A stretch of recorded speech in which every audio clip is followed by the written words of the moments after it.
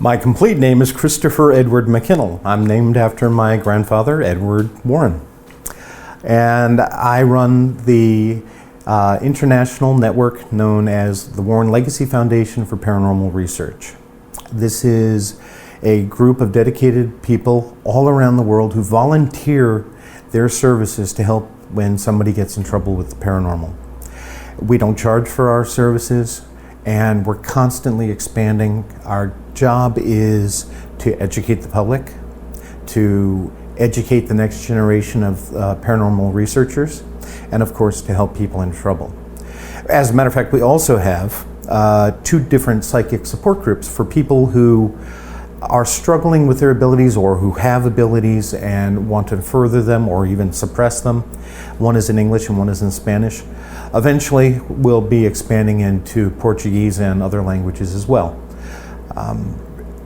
Anything that we can do to be of service to others is what we're trying to do. So you think it's more a life call? I'm just kick off the script.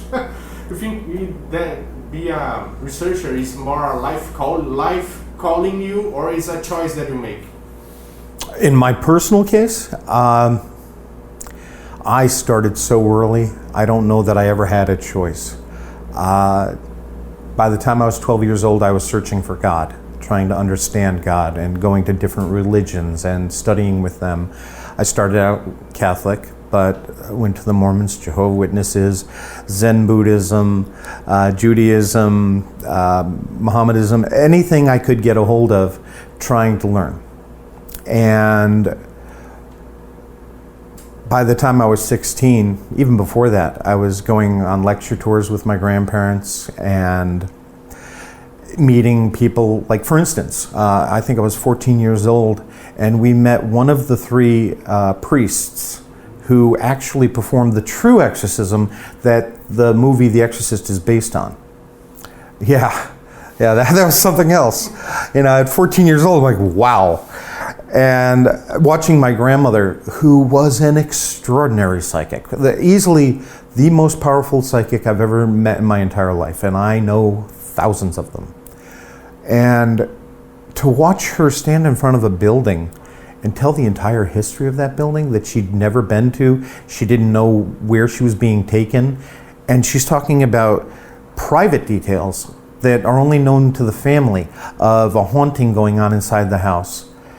And I'm like, wow, how do you know this stuff? And what does that mean when you look at me? You know? And I will say, luckily, psychics really have a hard time reading people that they care about because their emotions get in the way. And they can be easily misled, thank God. You know, you're a teenager, you get in trouble. But by the time I was 16, I went on my first case with my grandfather. My grandmother didn't come that night, but it was one of these over-the-top Hollywood poltergeist type of experiences. We were met by the husband and wife outside the house. They were afraid to go in without us. And much of the heavy furniture had been removed already because the refrigerator had flown across the room and the table had flown across the room. It was a horrific case.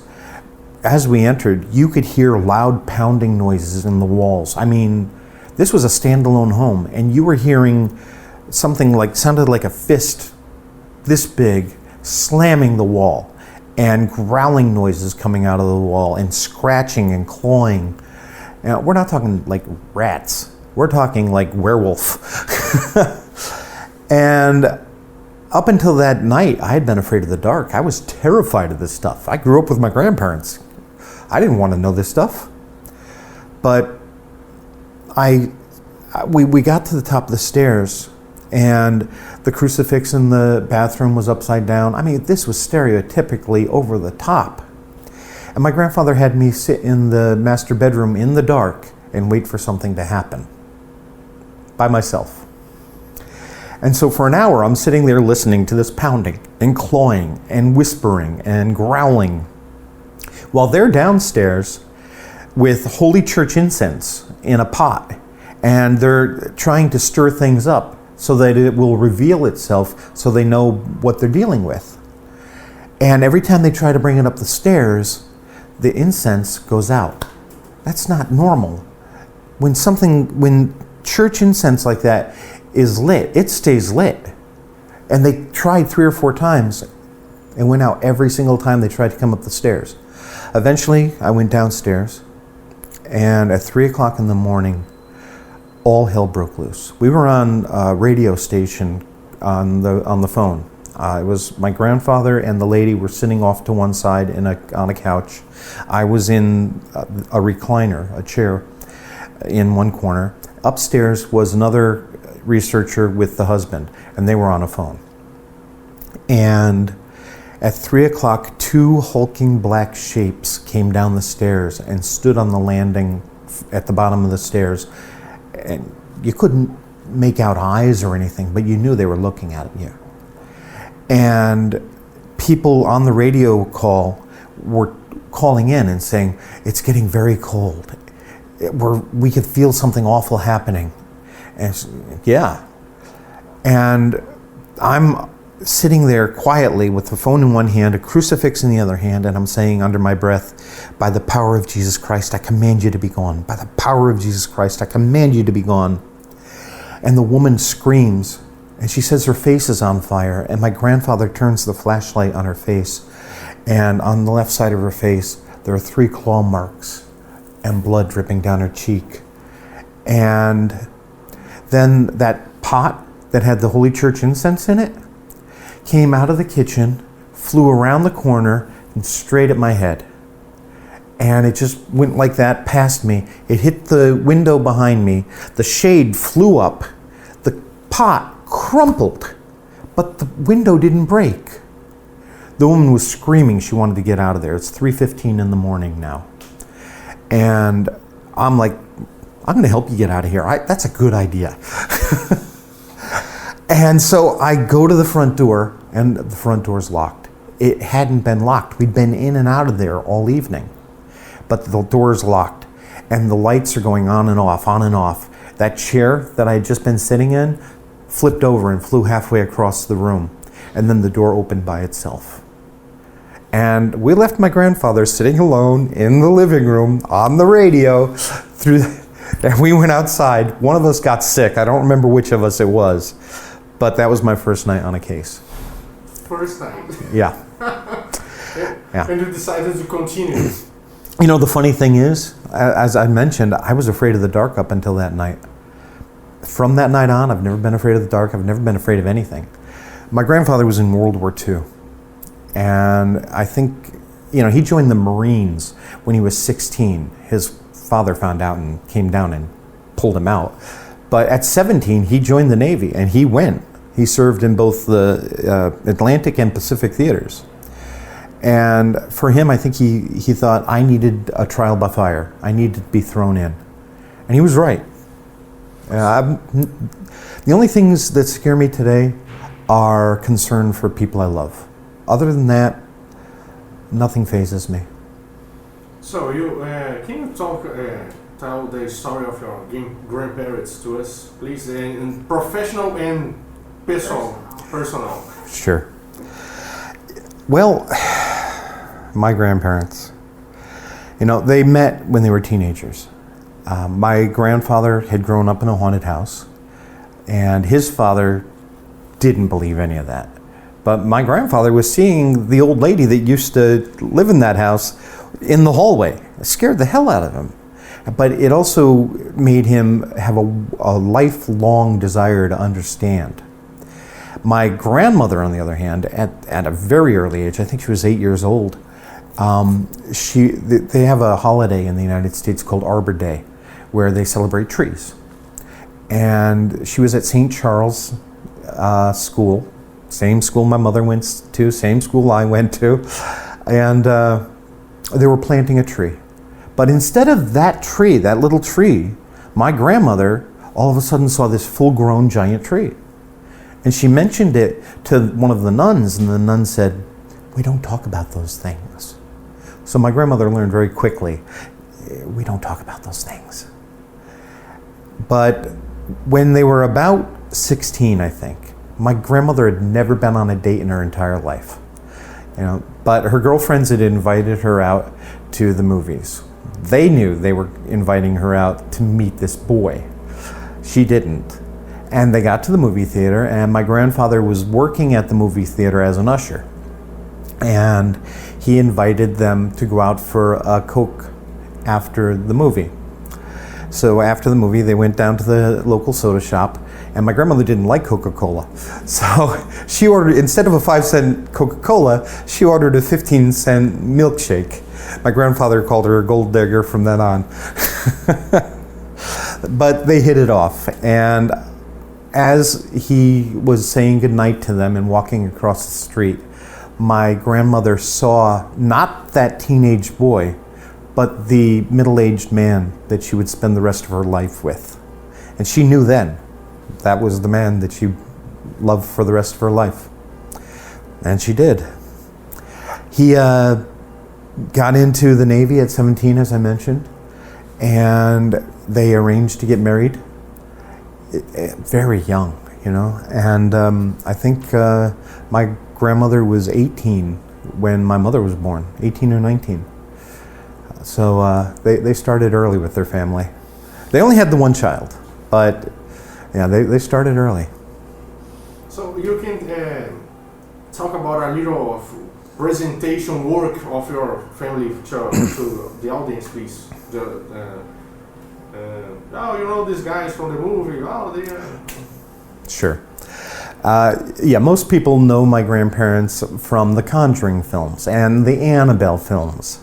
And yes, the first Conjuring movie was pretty good, actually. The second Conjuring movie, they took real cases. Amityville was a very real, very horrific case that my grandparents worked on, that my grandmother said it's as close to hell as she ever hopes to get.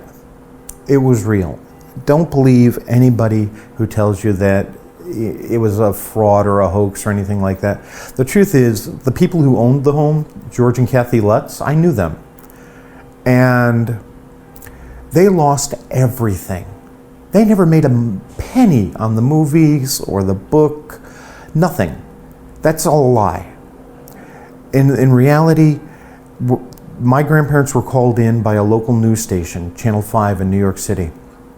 And George and Kathy were so afraid that my grandparents had to go to Kathy's mother's house where they were staying to get the key to get into the house. And the only thing George Lutz wanted from that house was the deed so that he could sell the house. They left coin collections, they left a gun collection, they left everything. They were only in there for a month, and they lost it all. And as a matter of fact, when they left and moved to California, it followed them. They still had problems because it had created an attachment to the people, which it often will do. And it was pretty horrific for quite a long time for them. But getting back to the movies, then there was the Enfield case in England. My grandparents didn't spend a lot of time there, but they gathered a lot of evidence. It was a terrible, terrible, far worse than anything that was in The Conjuring 2. The whole ridiculousness where my grandmother's going through the basement that's flooded and my grandfather's hanging out of a window and my grandmother shouts the name of this demon, Valak, and all of a sudden it magically disappears. That's absurd. None of that is how it really happens. It's great Hollywood, but it's not real. In reality, there's a boy in the movie that stammers. He has a stutter. Tommy or Timmy. And in reality, he aged within a few weeks to death. There's progeria, which will kill you by the time you're about 20. This was within weeks, not years. And these voices that are so famous, they weren't human. There was no human being there. They were inhuman entities, what some people call demons.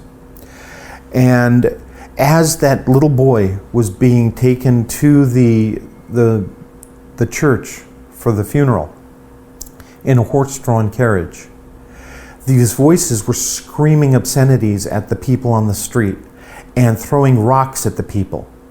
And when the coffin was wheeled in front of the altar, they flipped it over and tore open the top, and the boy fell out on the floor.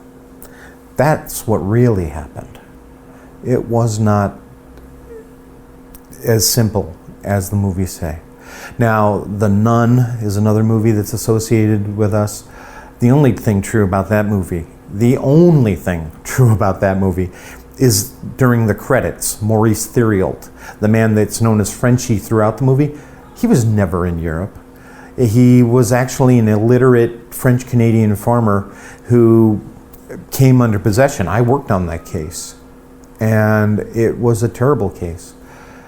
You will see in the credits a portion of the exorcism. I was there for that, and that was real. But Valak and all of that stuff, that was completely made up by James Wan, an amazing producer, director, writer, unbelievably cool man.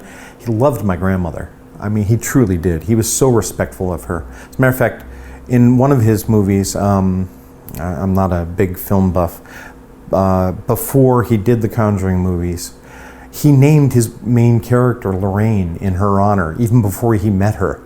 So I kind of like that. But the Annabelle movies are all fantasies. They're not based on reality. There is real Annabelle, of course, but it's a Raggedy Ann doll. Here in Brazil, and actually most of the world, recently they went crazy because there was a false report that Annabelle had disappeared from the museum. It's not the first time. Last year when my grandmother died in Brazil, there were stories going around that she moved in her case when Annabelle died. No, that's not true either. We occasionally move Annabelle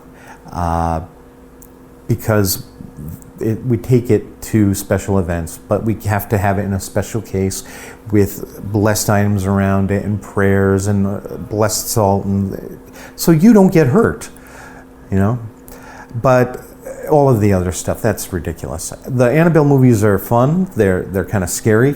I liked the first one, but they're not based on reality.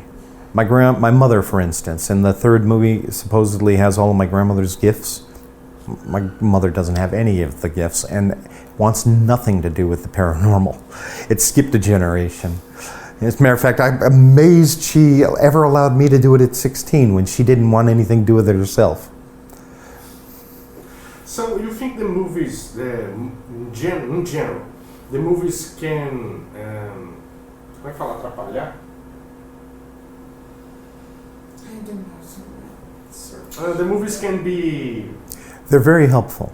Unhelpful. No, they're very helpful. Helpful? Oh yeah. No, the Conjuring universe has been a godsend for us. I don't make any money off of them. My grandmother hardly made any money off them. But they increased our reach throughout the world. The same thing with these ridiculous Annabelle stories. They've increased our profile, which allows us to reach out and help more people. I don't care about money. All I care about is doing good, helping people. For us, this is a ministry. And it's not based on any religion, but it is based on service to others, just as my grandparents did.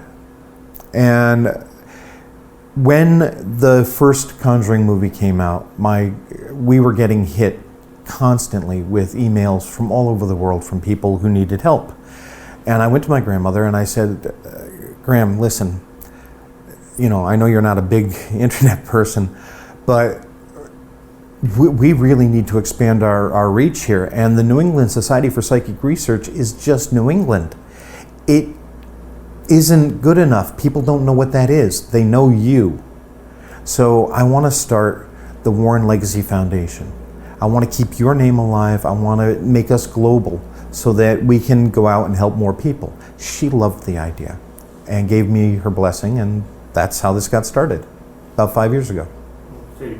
So you are an exorcist, right? Among other hats, yeah. I have a lot of jobs. What are your main jobs? What are you called? Well, I am the director of the Warren Legacy Foundation. I am a therapist. I am a teacher. I mentor people all over the world. I consider myself a psychic researcher, a paranormal researcher. For me, I am a minister, and a lot of people call me a demonologist. I'm not comfortable with that term. I don't think anybody knows enough to call themselves a demonologist, and who the heck gives you that title. In my experience, traveling around the world, things that we call demons will display themselves according to your cultural beliefs. So, for instance, the famous case of Anneliese Mitchell in Germany. She thought she was under possession from Hitler, Nero, and I believe Beelzebub. It might be Asmodeus. But because those names held terror for her. Currently it's Zozo or Legion. Those are the big names that we get all the time, because those names have entered the public consciousness. And whatever we're dealing with wants you to be afraid. It wants to feed off of all of your negative energy, so it will portray itself in the most horrific manner it can, and it does that according to your culture and your spiritual beliefs. You know, most of the demon names that we have actually come from ancient Sumerian gods and Babylonian gods, that when the Hebrews moved in and then the Catholics have moved into different cultures, they take those gods and they literally demonize them. But these things have existed long before we named them, and the names that we give them were originally God names. They were benevolent names. That doesn't mean that the entity that is portraying itself as Asmodeus is benevolent in any way.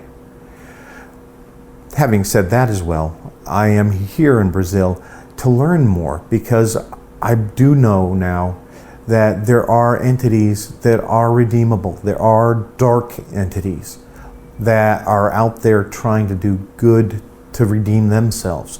You know, everything has free will. Yeah, there's a lot of evil out there, but I've also learned, for instance, in the book of Job. In the book of Job, Satan is a prince of heaven and walks into the throne room of heaven and says to God, so you've got this guy named Job who is your most faithful follower, but look at him, he's got everything. He's got wonderful flocks, he's got a beautiful family, of course he loves you. Let's test him. Let's take it all away and see what happens. I don't think he's going to have faith in you. And God said, go ahead, do anything you want to him, but don't kill him. So he gives him boils. He kills his family. He takes his flock. He takes everything to test his faith. I think evil, everything's created by God. Evil is a crucible that God uses to help shape us, to help form us into what we need to become.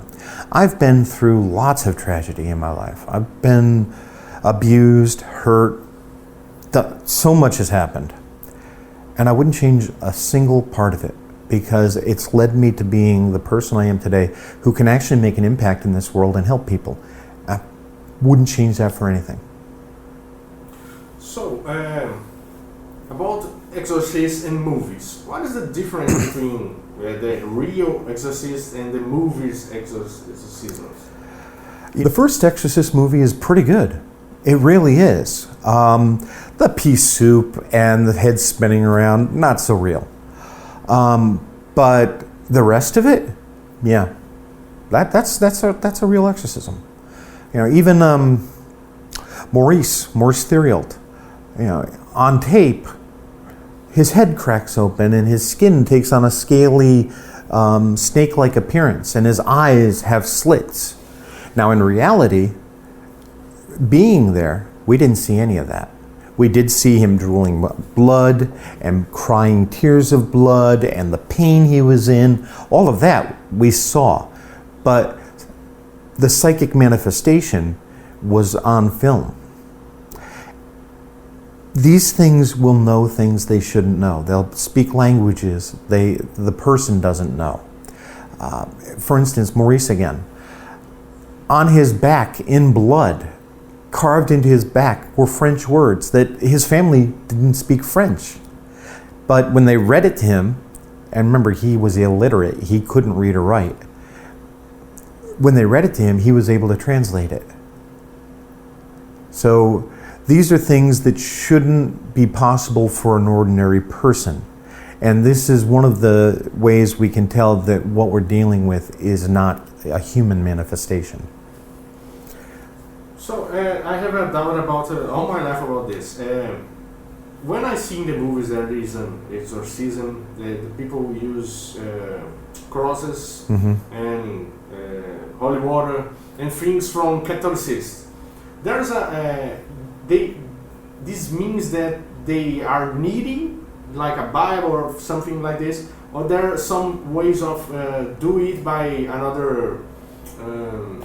Just need your words, or you need objects and stuff that do help you. Right. Here's the thing. Every religion, every great religion in the world has exorcism rites.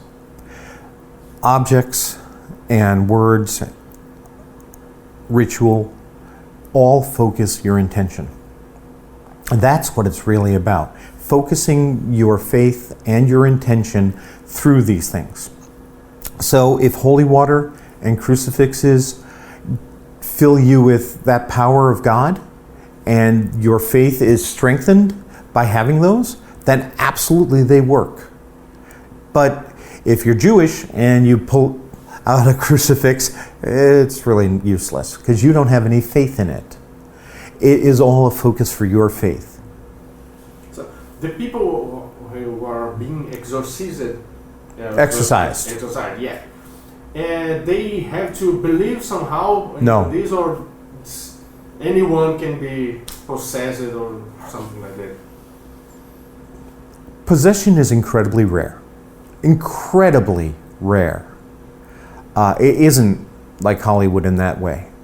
I have only personally run into 5 confirmed possession cases where I had to get involved.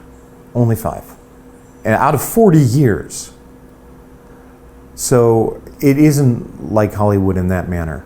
Oppression is far more common, where that person starts to have a change of personality and they are becoming violent perhaps or suicidal. That's very common. That's far more common. That's the progression. It starts with an exterior phenomena, which we call infestation, and then oppression, where it starts to work on you, and then finally, maybe, rarely, possession. But when I go in, when any of my people go in on a case, we work with the faith of the family. So if we're working with Hindus, we will work with Hindus and their belief systems, because we want them to have faith in what we're doing. It isn't as important that we have faith in it. Having said that, we often will work with people who don't have any spiritual beliefs and all they've got is faith in us. That's when we use our own ways of going about doing things. Nice. About the museum, museum, I think it's a curiosity of mine. People walking down the museum isn't dangerous for people. First off, the museum is closed. Yeah. Okay. Because I heard, I don't know it's true, but I heard there's a point of visitation. Ooh, let's trip there. And it was never opened to the public. It was on occasion, on special occasions, my grandparents would bring small groups into there. But today, nobody goes into there. Partially that's because of zoning laws that have changed, and now the public doesn't have access, which is fine. I always felt it was far too dangerous. To me, it is a prison more than anything else. And people will ask, well, why don't you destroy these items? Well, because when you destroy it, you can't destroy energy. Energy can only be transformed. And you release the entity that is now anchored to that object by destroying the object. Yes, you may send it back to where it came from, but then it's only waiting for an invitation to come back out and hurt somebody again. Now, it's locked down and it isn't going to hurt anyone. That's why these things exist still. there's some kind of difference between the entities that may in an object, a house or something like ghost, demon. There's a graduation somehow. Yeah.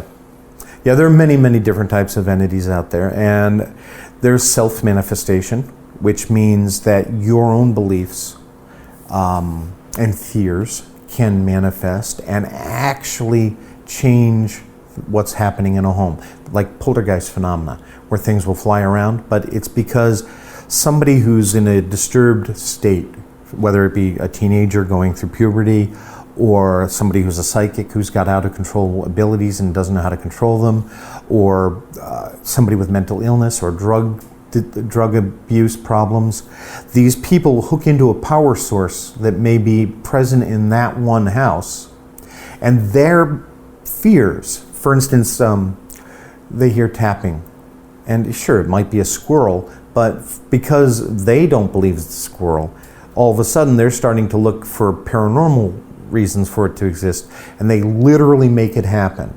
Or, of course, there's ghosts. And a ghost is simply a person who's died. There are a number of different reasons people become ghosts. Free will is everything. When you die, if you're in denial and you don't believe you're dead, either you died in a confused state, you're sick, you're drug overdose, you're guilt-ridden, whatever it is, you may choose not to pass over. And you're going to run to where you are most comfortable in life, where you feel safe. Or you're going to relive a moment in your life again and again and again, replaying it. Those souls are lost. And our job is to try to help them to understand what's happened to them and to pass over. That requires some counseling. It's really good if you have a good, strong medium to help with that. Then there are those who have unfinished business. These are people who something is overwhelmingly important to them and they need to stick around until they can get that message across. So they're looking for somebody that they can talk to help them get that message across. Psychics, an ordinary person, we all have an aura around our body, but a psychic has a brighter, much brighter aura. So for a spirit, a psychic glows like a lighthouse in the darkness, and they're attracted to them. So a lot of people who happen to not even realize that they're psychic are often having these spirits come to them, and they're like, I'm haunted, what's wrong? Well, the spirits are always there. They're there for everybody. It's just you happen to be more sensitive to them. Most people are harmless. You shouldn't be afraid of most ghosts. Yeah, of course there's some bad ghosts because there's some bad people. But until you know for a fact that what you're dealing with is really awful, maybe they're just trying to get your attention because they need help. And that's the way you should look at it.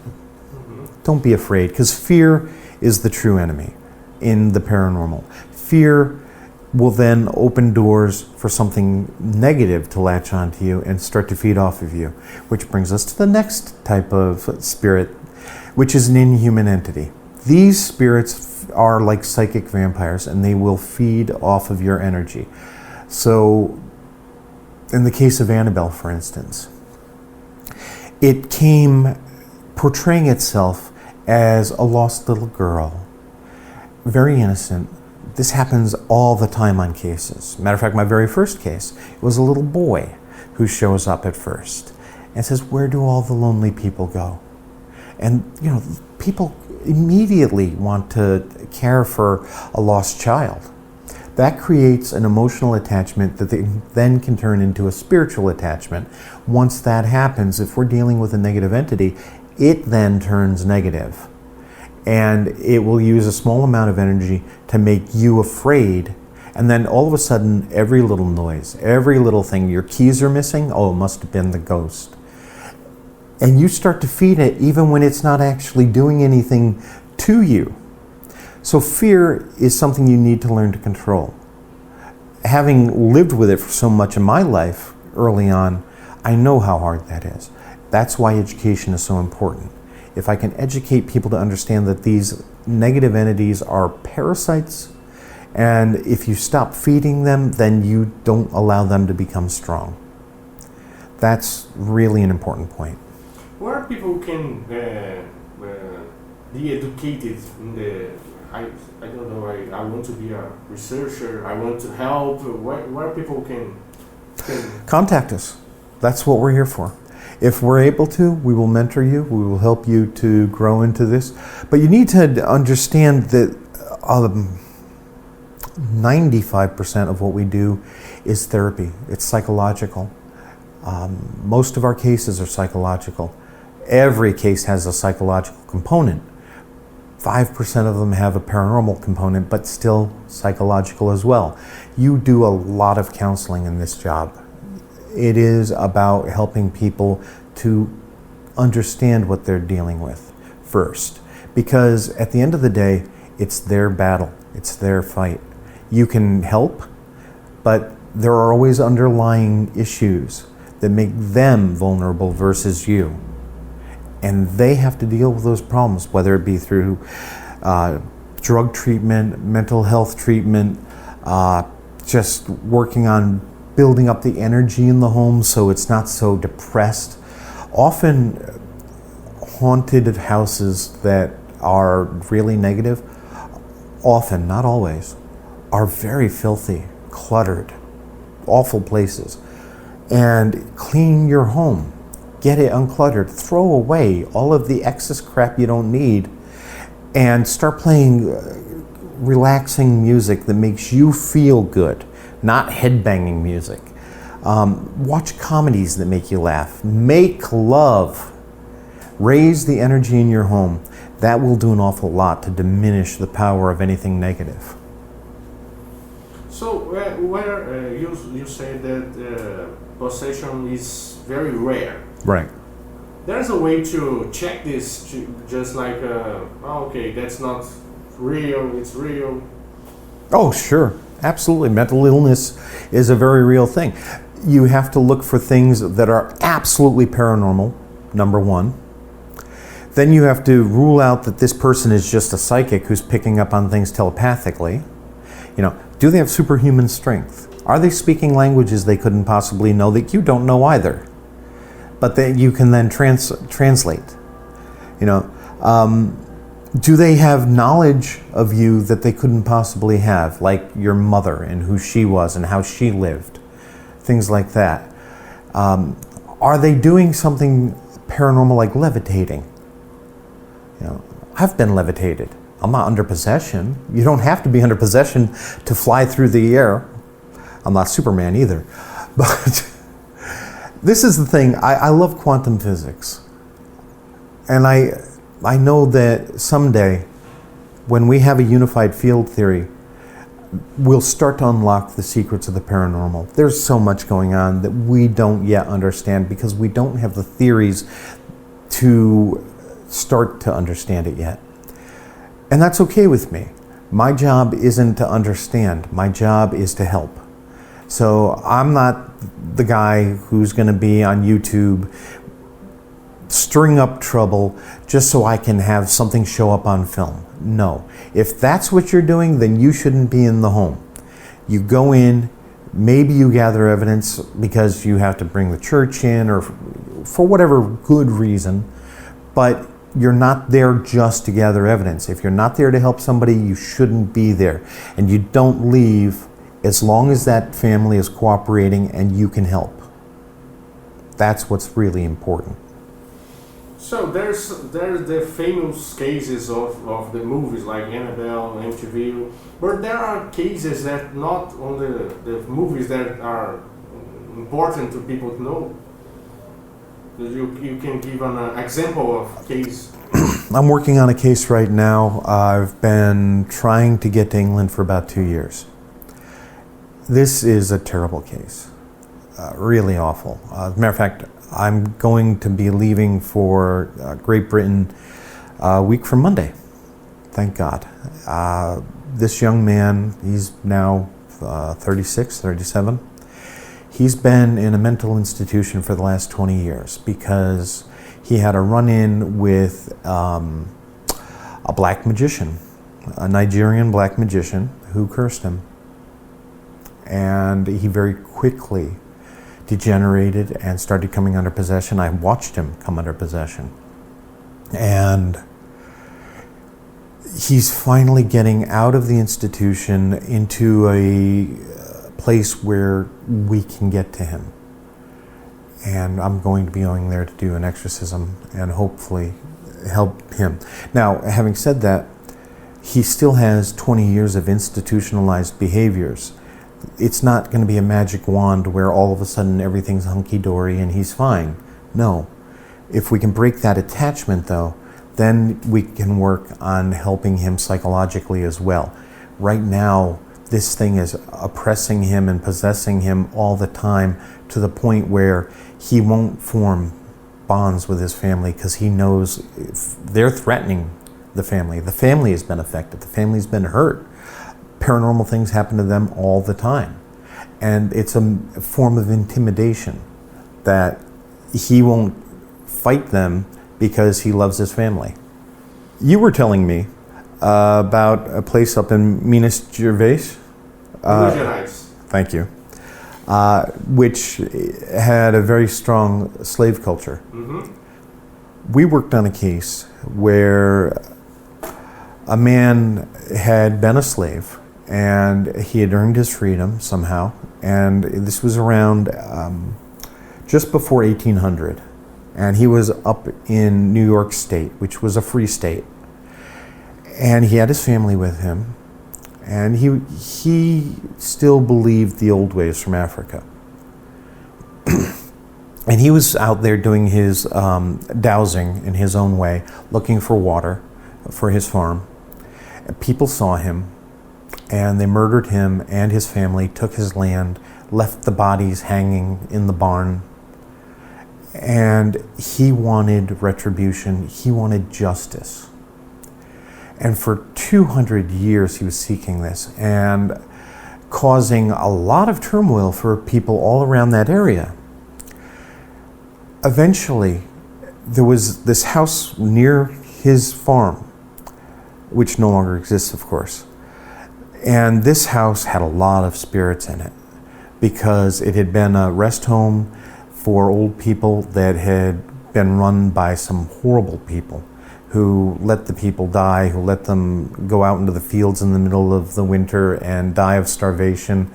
Just a horrible, horrible thing. And he was attracted to there.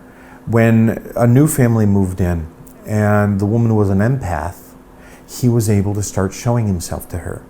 Now, she didn't know what she was dealing with. So she's throwing holy water and putting up crucifixes and everything else. For him, this was horrifying because Christianity was a symbol of oppression for him. It wasn't anything good. And we worked with an Umbanda priestess and others from the church, or the temple, excuse me, as well as a couple of strong mediums. And we realized who and what we were dealing with. And we put out some offerings of corn cakes and a few other things. We put up a plaque to memorialize what had happened. And we shared the cakes with him. We also got 2 corn husk dolls because he loved corn. It was important to him. It was part of his life. And we painted them black to represent his daughters. And he wanted to show his daughters Africa and lions. And now they had passed over. So we helped him to understand that we understood what happened to him. We wanted him to understand that there was justice, that he wasn't forgotten, and he was able to pass over. So to me, that was a beautiful, beautiful experience. So people think about you mentioned a curse. A curse is real. I always hated those. I hated the idea of curses. I thought, how stupid. But that's what 40 years of experience teaches you. No, it's not stupid at all. It's quantum physics, in my opinion. It's an attachment that you have created through your intention and through your focused energy and through your hatred. Prayer is exactly the same thing as a curse. You know, they did a study about 20 years ago where they took hundreds of heart patients in hospital, and they didn't tell the doctors, they didn't tell the heart patients, but they took half of them and they put them on prayer lists all around the world, and the other half they did nothing. And those that were on the prayer lists, that had all this focused love toward them, they healed much faster, they had much higher survival rates. It was amazing. That's the power of prayer, and that's also the power of a curse. When you have that much hatred and that much energy focused, and then when you take a piece of that person, hair or blood or toenail clippings, whatever, then you are making a genetic bond. And there's something also known as spooky action as at a distance in quantum physics, where two particles, subatomic particles, are paired. They're basically one. And you can separate them by thousands of miles. And what you do to one instantaneously is also happening to the other. Not at the speed of light, instantaneously. That kind of bond, I believe, is what we're seeing in a curse. And so when you do something to this object, you focus your intention on that object, you have then started to do the same to the living person. Now, having said that, there is also a strong psychological component. You don't have to believe in a curse for it to work, but it sure helps. It sure helps. If you believe that these dead chickens that are being left on your doorstep and these bags of articles that are being left there are cursing you, that absolutely it's going to make it much stronger. Okay, so you think I believe it's all about energies. Absolutely. Bad energies. You think that some kind of bound between peoples can be energy too, like I don't know, twins. They sense what another have. Yeah. Everything in the universe is energy. This stuff isn't actually real. This is the illusion. Material world isn't real. This is only a projection of energy.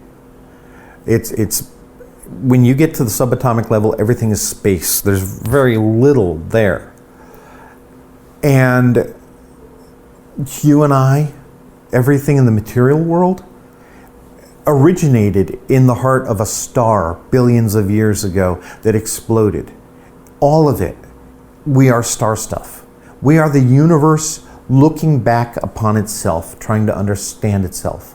To me, that's mind-blowing. We are, when people ask, can the universe think? Yeah, because we are thinking. We are the universe. And energy underlies everything. But so does the mind and the will. That's why I keep mentioning free will. When we focus, when we have our intent, we can change our local reality. We can't change the universe, but we can change our household, and we can make things manifest there. So yeah, it's all energy at the end of the day. So let's change back to museum. I remember one question about it. There are another objects that are important to people know about their existence, or examples of it besides Annabelle and that stuff that maybe you can tell us the story. Well, there's a large devil statue in the museum. It stands about 7 feet tall, over 2 meters tall. And actually that's from one of my cases. It's from a place called Newtown, Connecticut. I grew up there, as a matter of fact. And back in the 80s, this husband and wife, she was pregnant, called us in because he was acting strangely. Under possession is what it appeared to be. And it was right next door to a funeral home as well. So we went in, myself and the man I was working with at the time, and we decided we'd spend some nights there. The first night we were there, in the middle of the night, we're trying to sleep in one room, they're in the other room, and we hear the woman screaming. And I jump out of bed, I run across the hallway, and there's the husband levitated above the bed, under possession, and she's on the bed, screaming, and pregnant. And I jumped and I tackled him. I was a much more fit man at that time. And I tackled him in midair, and we fell off over the bed onto the other side and off onto the floor. And I'm screaming, by the power of Jesus Christ, I command you to be gone, again and again. And my partner comes up from behind me and he's throwing holy water and he's saying the same thing. And the guy did come out of it. And today, let's not get to today yet. And I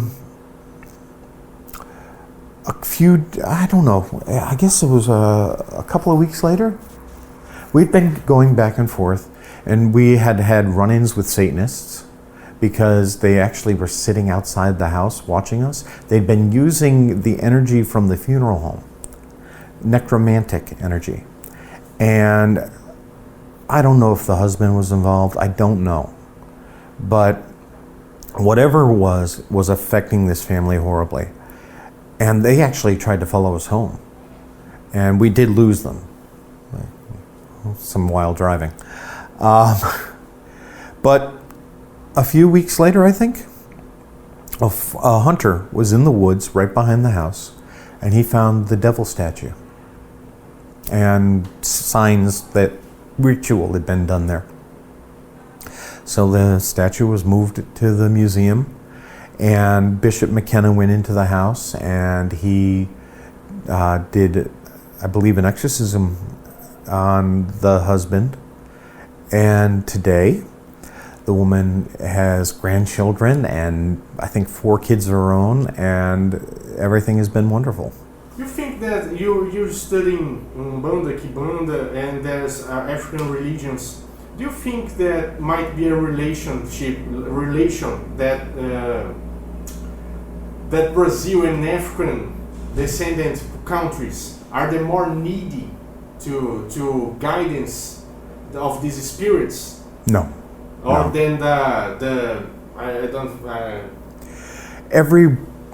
Every soul in the world is looking for God one way or another, whether it be through art, poetry, music, science, astrology, astronomy. It doesn't matter. Religion. We're all yearning to understand, all of us. And you had asked me about spirits earlier, and what I didn't make quite clear is there are a lot of inhuman spirits, and they're not all demons, whatever a demon is. They're not all evil. A lot of them are elemental, which means spirits of the earth. And I've lived in Africa. I've lived in the Middle East. I've lived all over the world. I've been very lucky. And I have found that in every culture, there are deep spiritual belief systems, and many, many, many billions of people who are out there truly trying to build a spiritual connection to God. You know, Umbanda, Kimbanda, Catholicism, Hinduism, any religion can lead you to spiritual connection to God. But a spiritual connection to God doesn't need a religion. Religion is something imposed from outside.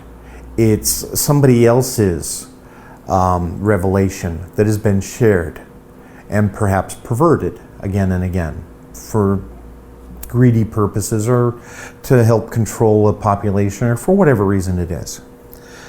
One of the things that I find disturbing, and this is true all over the world, whether it be Umbandists being attacked here because they're wearing white and people are afraid of them and killing them, or Protestants and Catholics in Northern Ireland killing each other, or Hindus and Muslims killing each other in India.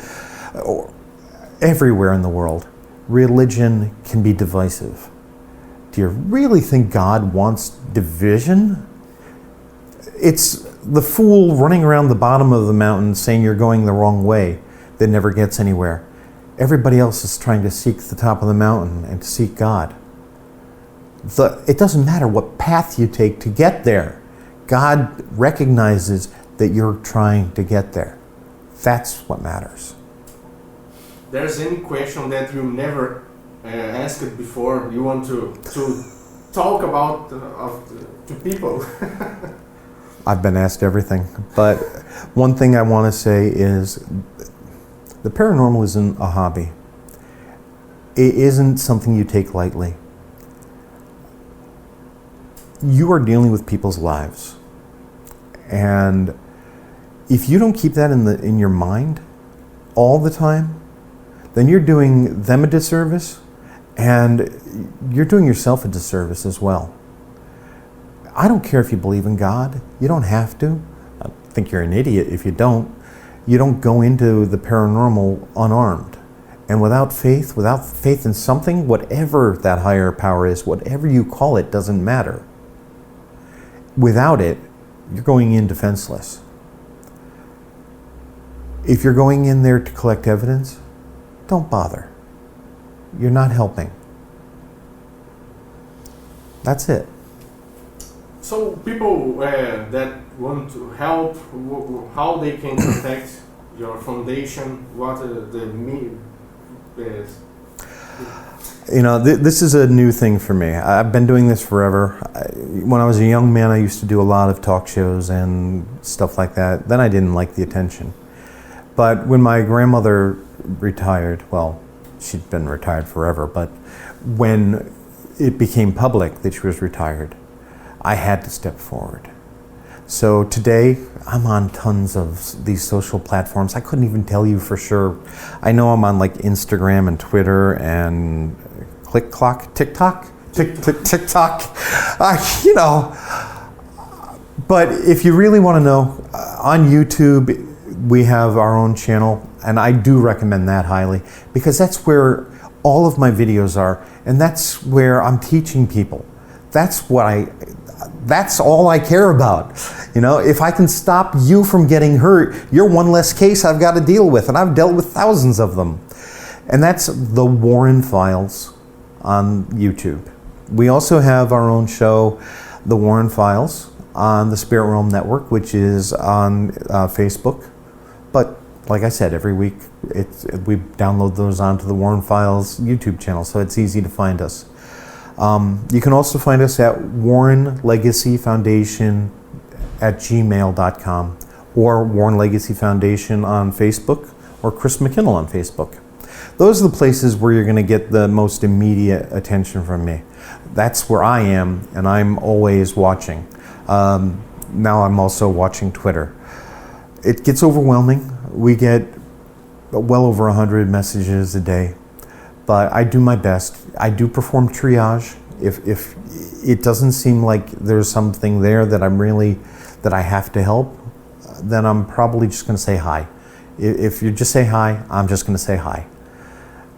But if you truly need help, please let us know. We will set up an intake interview with you. We'll go through the steps we need to find a team to get you the help you need. That's what we're here for.